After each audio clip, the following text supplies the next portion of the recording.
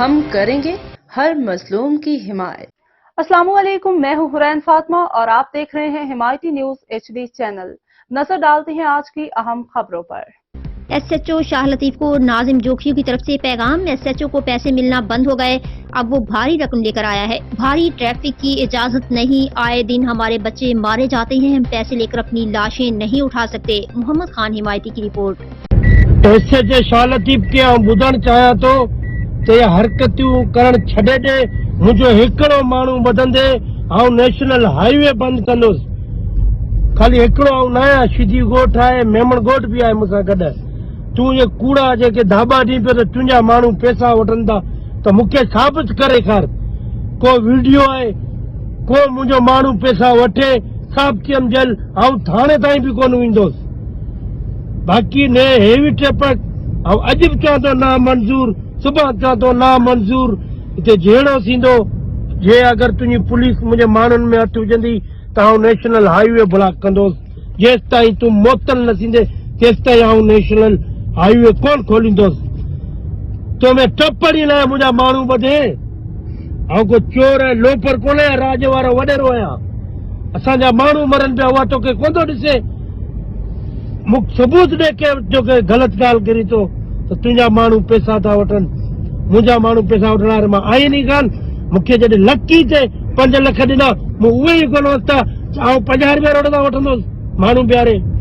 تو میں ٹپڑے مجھے ہکڑو مانو بدندے آؤں نیشنل ہائی وے تے دن وانی وئی رہندوس، سبانے پوئے پیرن میں نہ پوئے جا اج کھلو میں کھلو تو بدھائے دا جے کہ تو کہ غلط گال کرے تو انہیں جو ثبوت دے کہ کھا پیسہ مجھے مانن وستان۔ آؤں ہیوی ٹریفک نا منظور، اجب چاہ تو سبانے چاہ تو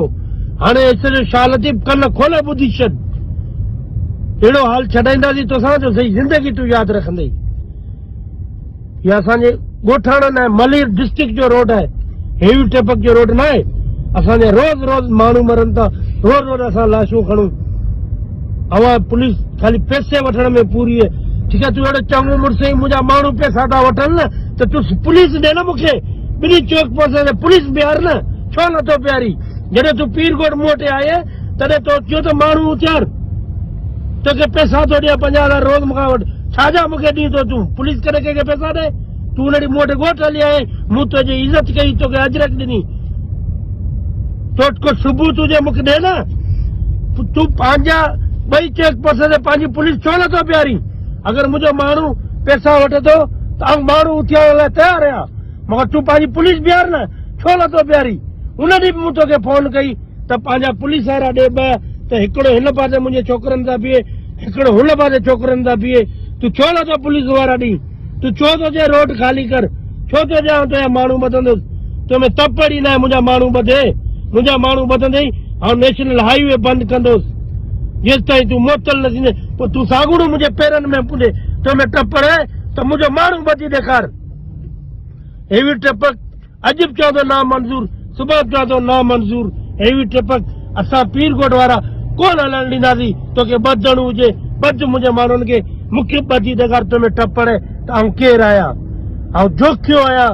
اے راجا مسا گوٹھ گڈن تو یہ پہ میں طاقت نہ ہے تو مکھے تو بدی دکھاری مجھے مانن کے کھنی دکھاری۔